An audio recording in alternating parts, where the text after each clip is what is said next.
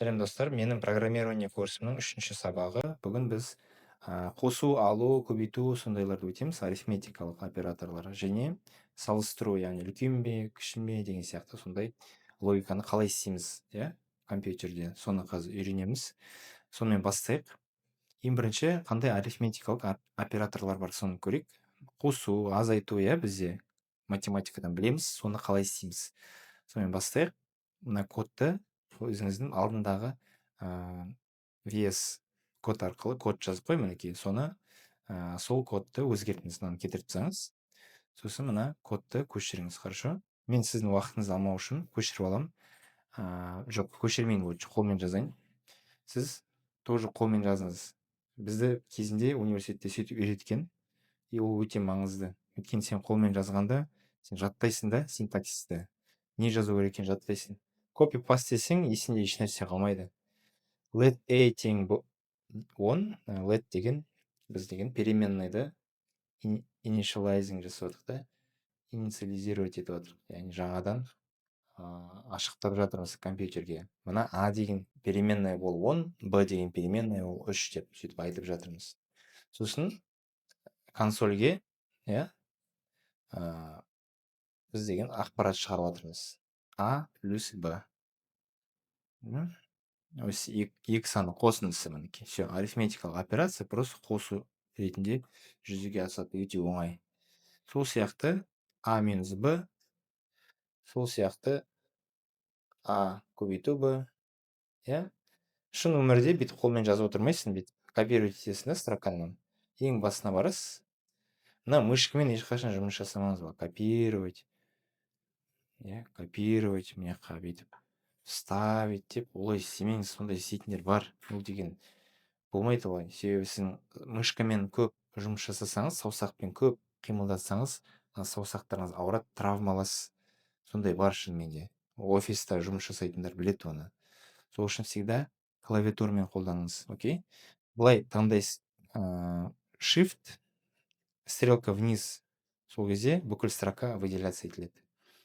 Түсіндіңіз ба? Мына жерден төменге түспейсіз, ең басына барасыз, строканың басына бару үшін home деген кнопканы басасыз клавиатурадан. Сосын shift басып тұрып төменге басасыз.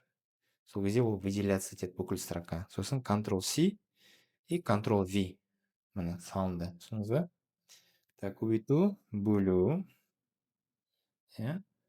Сосын мод. Мынау деген, енді бұрында біз мод div мод деп атайтын едік. Мен паскальмен үйрендім, айтпақшы. Кім біледі паскаль? Бізде мектепте 2000 жылдары сол паскаль үйреткен. Мен программированиені сол паскальмен үйрендім. Сол паскальда мынау мод деп осылай жазылатын. Ал мынада JavaScriptте процент екен. Ол енді не нәрсе? Қазір айтамын сізге. А плюс Б бізде оңайда 13 болады. А минус Б не болады? 7 болады, да? А көбейту Б 30 болады. А бөлу Б бізде 3 болады. 3,33, да? А мод Б ол қалдық, короче. То есть 10-ды 3-ке бөлсең 9 болады. 9 ғой.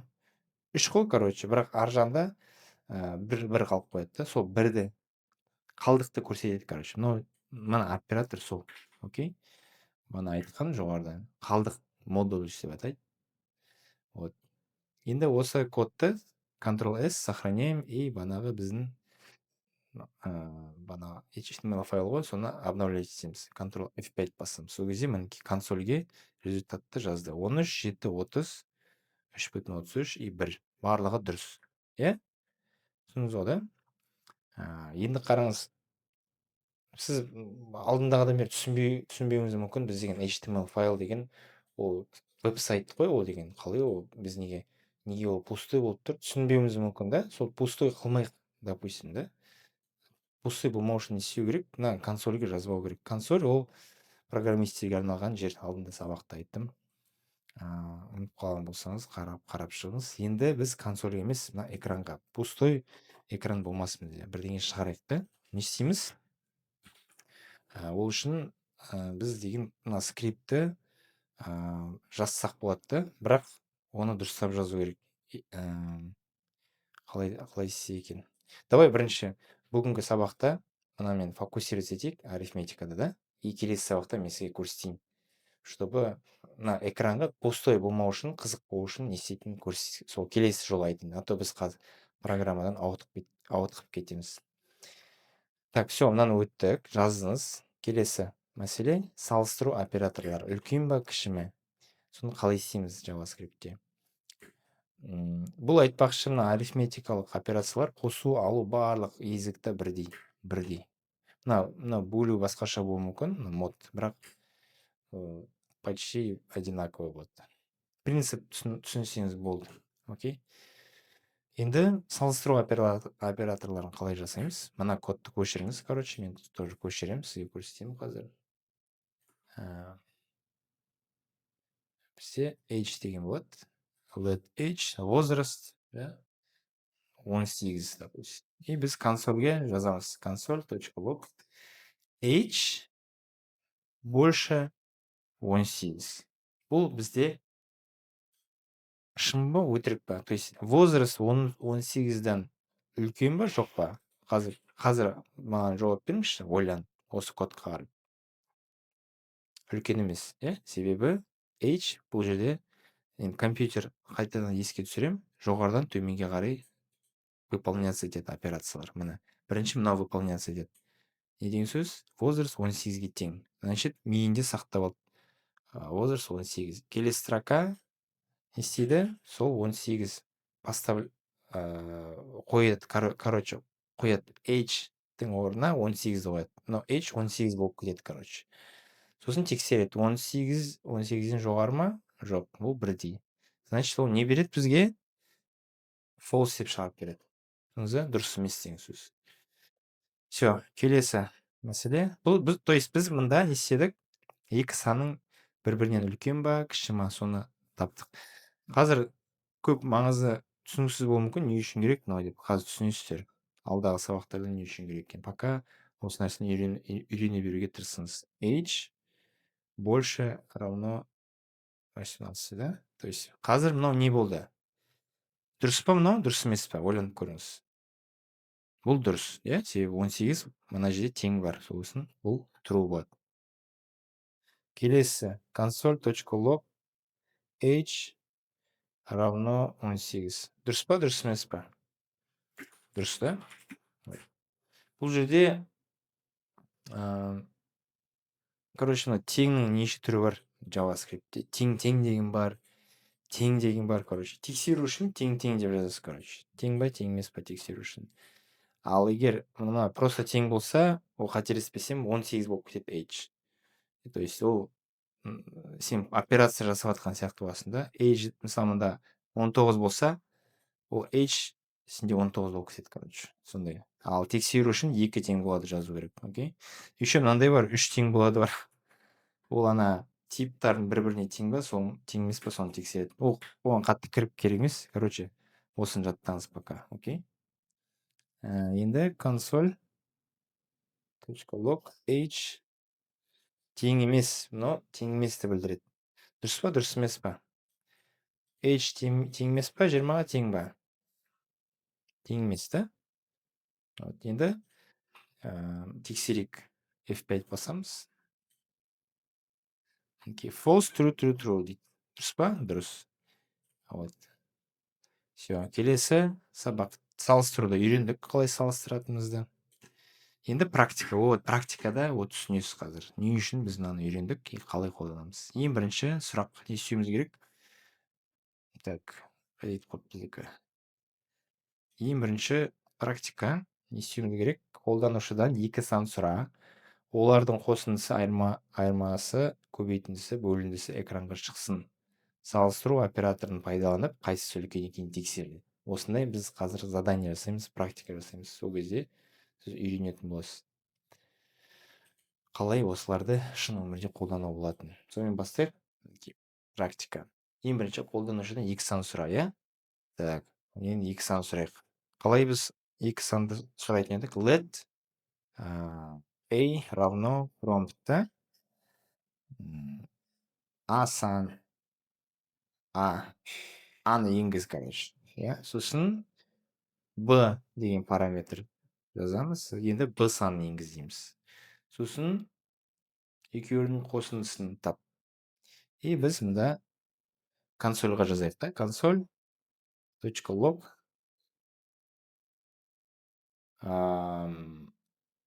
a плюс b. Дұрыс па? Бірақ мында текст жазайық. a плюс b равно деп осылай текстпен жазайық. Сол кезде хотя бы текстта көрінетін болады біз не істеп жатқанымыз, иә. Сонымен F5 a-ны сұрап жатыр. A 5 болсын. B 3 болсын. Так, сізге көрінбей жатыр да, мен сөйтіп. Короче, көрінбейді, жақындатылмайды мында почему-то. Короче, 5 жаздым, 3 жаздым, екеуін қоссаңыз қандай болады? 8 болады да. Окей басқанда мында төменде қазір 8 деп шығару. A плюс B 53 дейді. Опа. Жақсы сұрақ. Ой, жақсы не болды момент. Не үшін 53 болып кетті? Себебі ол мына екеуін string деп ойлап жатыр да. Көрдіңіз бе мында let be string. Біз string болмау керек. Ол үшін то есть біз бағана ол промптта a b-ны қабылдады ғой бізден. Сол кезде ол мен 3 деп жазғанда оны string етіп қабылдап алыпты да. Менің ойымша мына жерде біз int деп жазуымыз керек. Так, хотя жоқ, олай емес екен. Int. Так, олай емес. Может, былай. Int деген бар ма екен? Функция, қазір қарайық, тексереміз. 5, 3. Жоқ, ондай жоқ екен. Так, осындай кезде как раз сізге үйретемін. Мен мына JavaScriptті, короче, жатқа синтаксис білмеймін. Жатқа білмеймін, себебі мен айтып тұрмын ғой, неше түрлі езік үйрендім да. Pascal үйрендім, C++ үйрендім, Java үйрендім. Мысалға жұмыста JavaScript жазам, плюс C# тоже жазам. Бірақ мен синтаксисті прям жатқа білмеймін. И это нормально. То есть мен қазір шетелдік компанияда жасаймын. И мен мысалы мына екеуін интеджер қылудың амалын білмеймін, мысалы жатқа. И это нормально. Мен өйткені бана C++, Javаларды үйреніп қалғанмын да, мысалы істеп жатырмын ғой, int деп, то есть ол басқа езіктағы қолданулар. Бірақ JavaScriptте ондай жоқ екен да. Мен өмір бойы көп JavaScript жазбағанмын. Мен тек қана банағыдай документациядан қарап, ChatGPT-ден қарап сөйтіп жасадым да. То есть біздің қазір мақсатымыз 53-ті болдырмау, 8-ді болдыру, иә? Сіз ChatGPT-мен қазір қолданып үйренуіңіз керек. Мысалы, тупо аласыз, бүйтіп копировать етесіз, иә, мынаны. Сосын ChatGPT-ді ашасыз. Как раз сізге осыны қалай ChatGPT дұрыстап қолдану керекін көрсетемін. Сосын айтасыз, кодты жазасыз, айтасыз. Или қазақша жазсаңыз болады. Мына кодта көрініп тұр ғой, да? Мына кодта 53 шығып тұр. Маған себебі текст деп ойлап тұр. Ал маған, тоқта, мына кодта мен 5 және 3 деп жазғанда 53 шығып тұр, себебі текст деп ойлап тұр. Ал маған 8 керек. Кодта мен қалай, кодты мен қалай өзгертуім керек. Иә, осылай жазасыз, и кодты саласыз. Все, мынаны басасыз. И ChatGPT сізге нақты айтып береді, мына не істеу керек екен. Көрдіңіз бе, мысалы мынандай бар екен, number деген функция бар екен. Мысалы мен білген жоқпын. Parse int деген тоже неше түрлі варианттар бар. Parse int деген бар функция JavaScriptте. Әріпті санға айналдырады, короче. Вот осылай істейді екен. Енді не істейміз? Кодқа барамыз, сосын өзгертеміз. Мына жерде, то есть екі жол болды. Number.